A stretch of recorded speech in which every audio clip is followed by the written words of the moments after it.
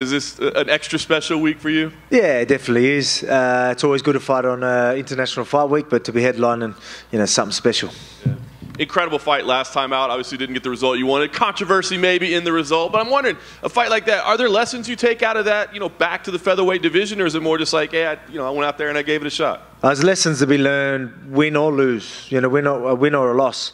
It's play on for me, honestly. Like, that camp was great. I definitely leveled up in some different areas, so that's why you want to challenge yourself, because that's exactly what will happen. A lot of people look at what could go wrong, but you got to look at what could go right, and then obviously look at the future, because I'm a lot stronger man for it. And as I said straight after that fight, these featherweights better fucking watch out. I love it. And obviously you got to see Yair that night. It looked incredible. Talk to me about the preparation for him. Obviously, you've been fighting nothing but killers for a while, but he seems to present a unique challenge. I mean, did you find preparation uniquely challenging in this? Yeah, definitely. That's it's been exciting. I said I just mentioned like how good it was to do the challenge in Islam. Like it's exciting. You want them challenges, and this is a total different challenge when it comes to the ground and the striking. And I'm disciplined. I'm always going to train hard. I've been saying that all week.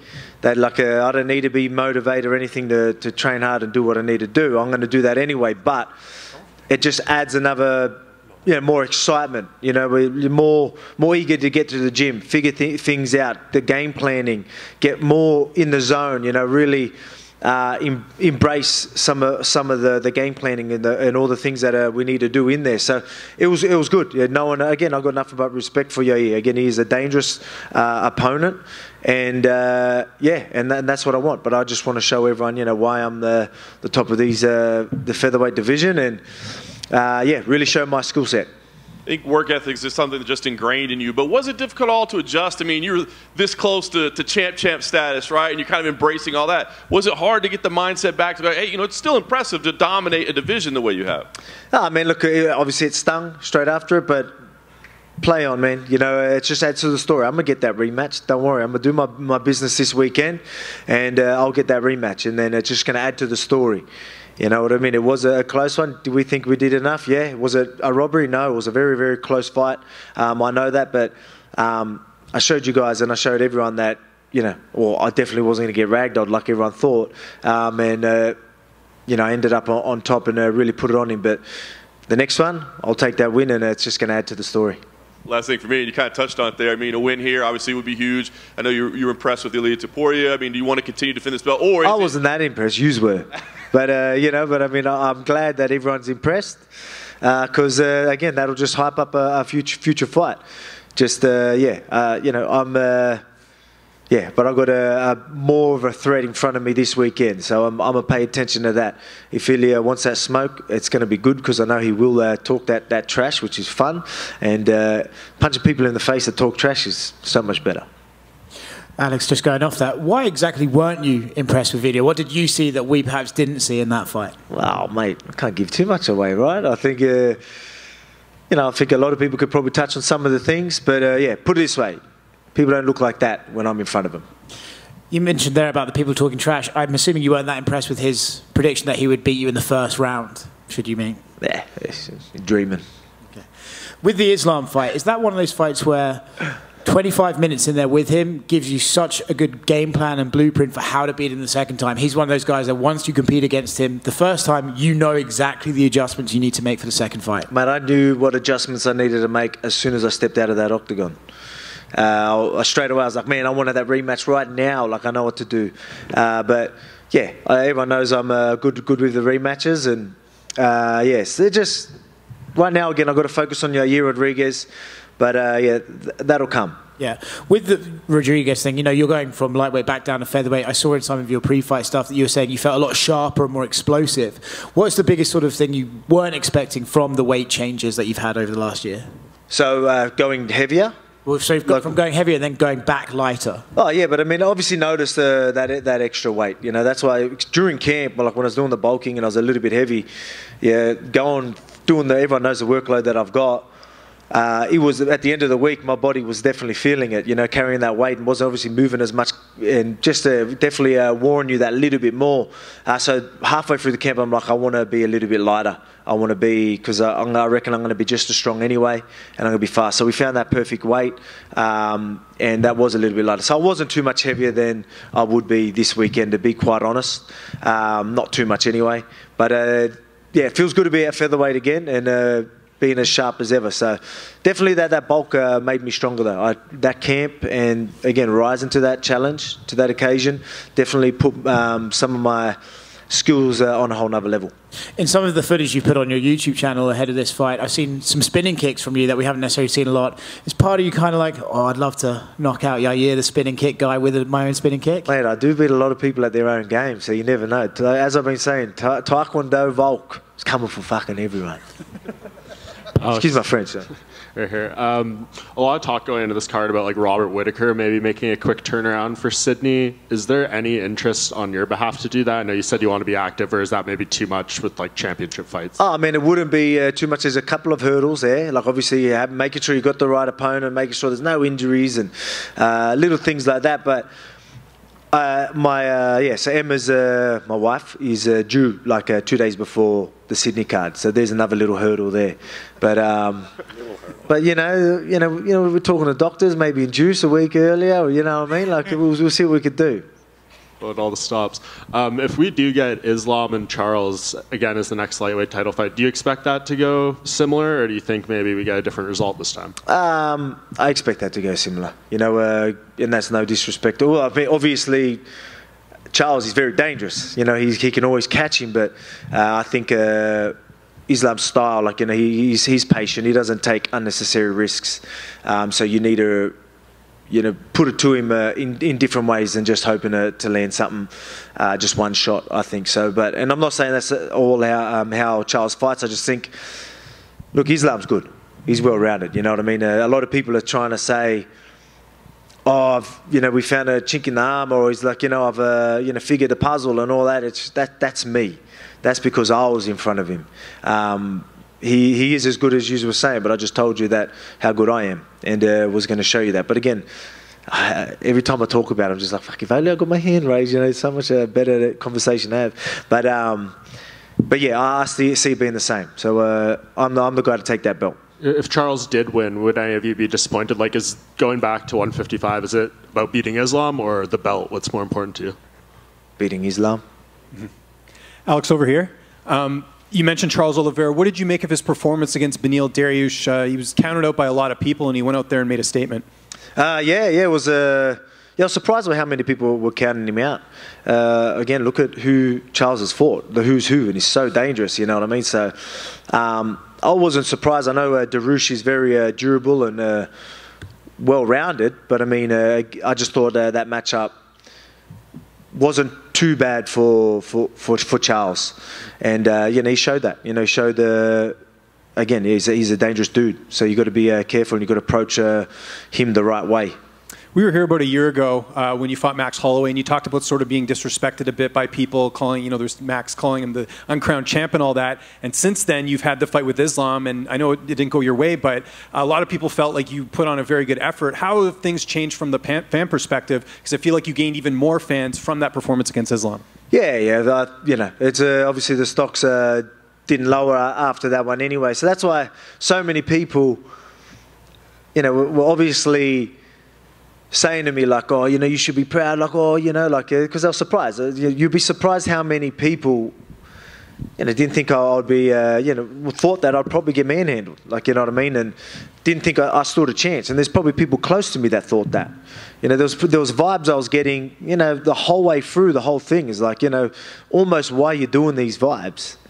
So, so a lot of people didn't expect the fight to look like that, even people close to me. And, but yeah, that's why a lot of people, oh man, like you should be so proud. And they were, very, very happy with that, and obviously the fans as well. So everyone, I still got to show myself, but that's why it stung me more. Obviously, it's always going to sting the guy that loses more, but it stung me because I know I could get that job. I know I will. I will get it in the future.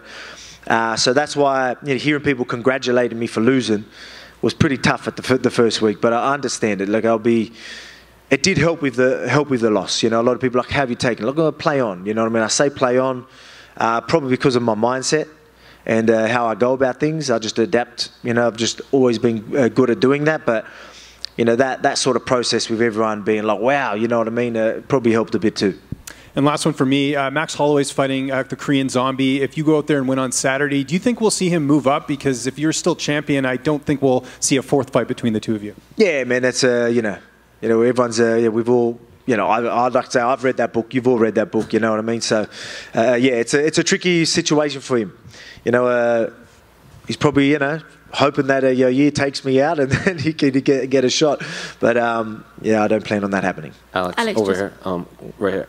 Can I ask what this Band-Aid is on your face? You don't know Nelly?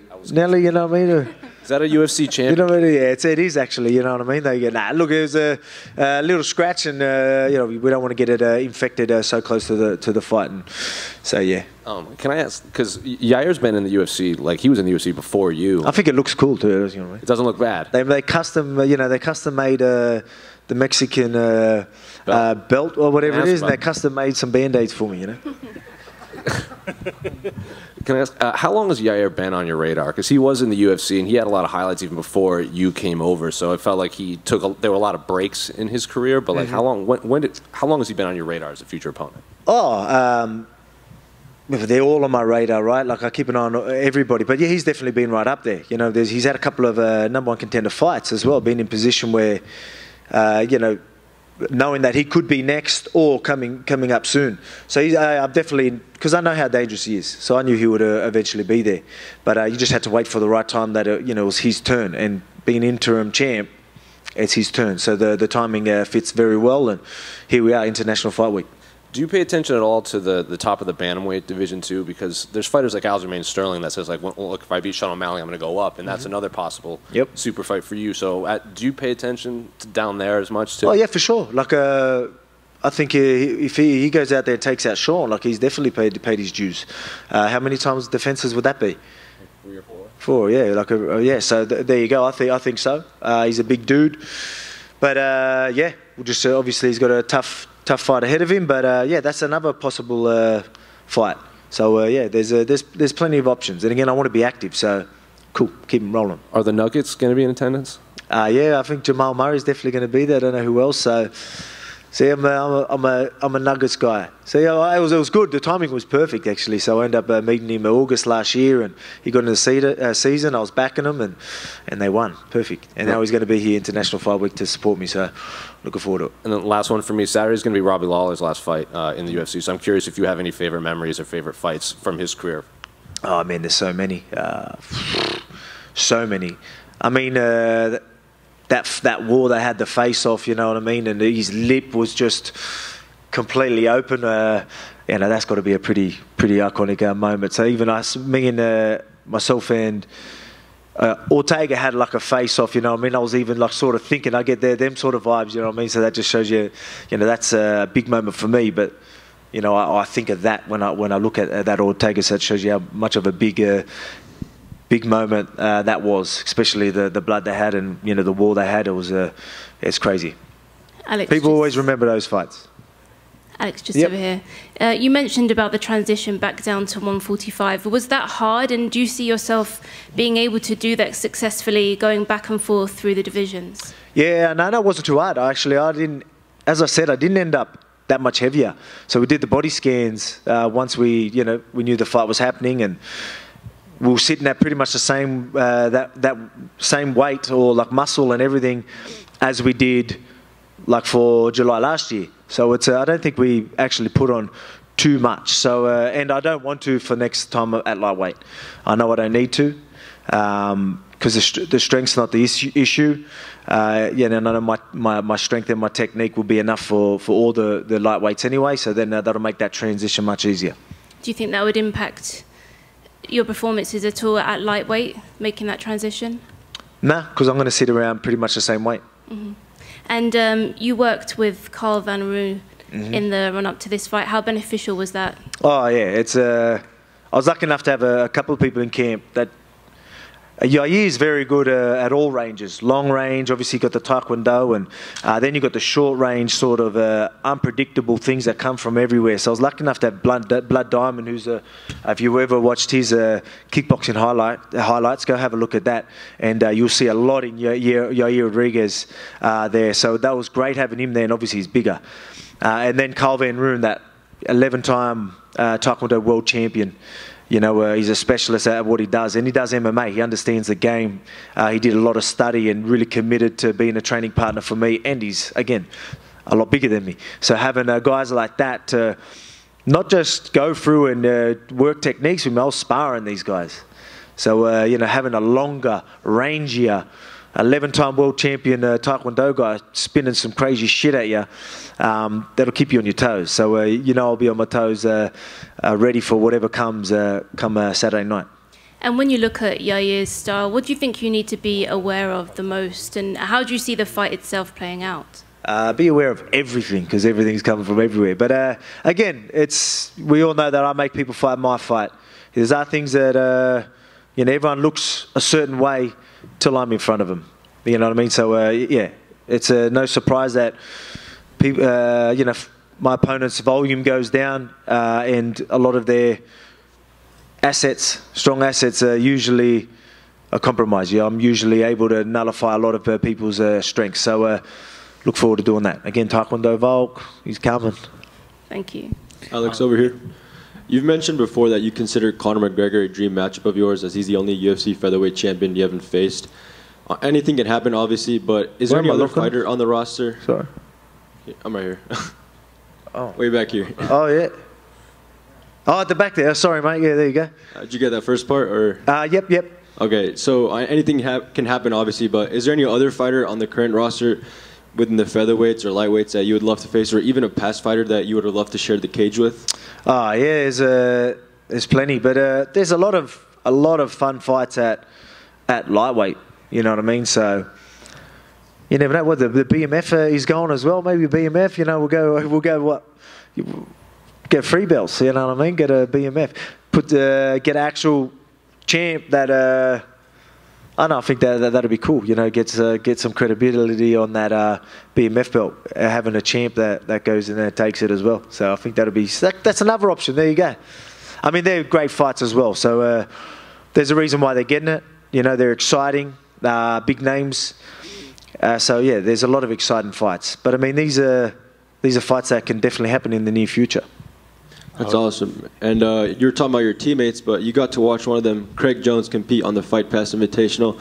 How special was that to see him compete and win, and even walk out to your song as well? Yeah, that was cool. I didn't expect that. I didn't know he was going to walk out to the song. But yeah, good. You know, he didn't. He faced a legend of the sport who's no joke, and to go out there and take the win was awesome. Beautiful way to start the week. You know, our little trip here to Vegas, and I'll end it with another big win, and then we can properly celebrate afterwards. And last one for me. At XS, everyone's invited. I see that Prime bottle next to you. Congratulations on the deal. How did that deal come together? Yeah, just obviously it's a big deal, massive opportunity, and just got talking to Logan, met him a couple of times, and yeah, that's how it started. Hey, Alex. And we're in our prime, right? So perfect fit.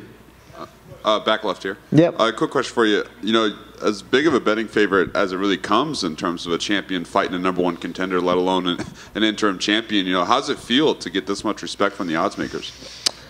Yeah, it's I think it's well deserved. You know what I mean? That's no disrespect to Yair. I think that's just all because of what I've done, and you know, and again, I always say there's people can be a safe bet. You know, when you've got the guy that's got the heart, resilience, durability, fight IQ, and, all the right stuff. You know what I mean? It makes it very hard for people to take him out. So it's good to see that finally people are, really taking note to that. But the beautiful thing about it is no matter how much of a favorite I am, the mindset that I have, I look at him as a big friend. As I've said, pretty much the whole camp, he's probably the most dangerous guy that's been put in front of me. So I can completely zone out everyone's thoughts on how they think this fight's going to go, because I see these problems, I see these challenges, and that helps me really prepare, and that's why you'll never see me underdone every time I step in that octagon. Awesome. And then last question for you. You know, in Las Vegas, anything you particularly enjoy about Las Vegas? Everything. I enjoy everything. I mean, I was asked, you know, what I love about it and what I hate about it. I love and hate both of them. Right now, while I'm cutting weight, not being able to eat and really, really enjoy Vegas, I hate it. But then straight after the fight, I'm going to love it. Alex, you mentioned earlier Yair's custom belt that he had up there. You know, the interim belt itself rubs a lot of fans the wrong way, but he's sitting up there with an interim belt and the custom belt both in front of you. What do you think about that? Like, do you think that's maybe disrespectful at all in a way? Oh, for a second, I seen a bit of red on that. I was like, wait a second, is this the Mexican one? No, sorry, do I feel disrespected? Yeah, that he's sitting up there with 2 titles and neither of them are the undisputed one. I don't care. You know what I mean? I know I'm the champ. Everyone in here knows I'm the champ. The world knows I'm the champ. So it doesn't faze me one bit. As I said, and that's no disrespect to Yair Rodriguez, but mate, make the most of it. Enjoy it while it lasts, because I plan on winning this weekend. And just last thing, what did you and Mel Gibson talk about? No, man, just you know, he's obviously a fan of the sport. You know, you see him at a lot of events. He's been at a couple of my events, and just said that he loves seeing someone that's you know, just, I think his words were excellent at their craft, something like that. Just sort of stuff like that. And obviously, I've said I was a big fan, and it's cool to have Braveheart saying shit like that to you. Hey, Alex. I just wanted your thoughts on Ilia Topuria, him as a fighter, and just his fight with Josh Emmett. Like, do you feel like he's next? Yeah, I think they've all hyping him up. A lot of people are asking me about him.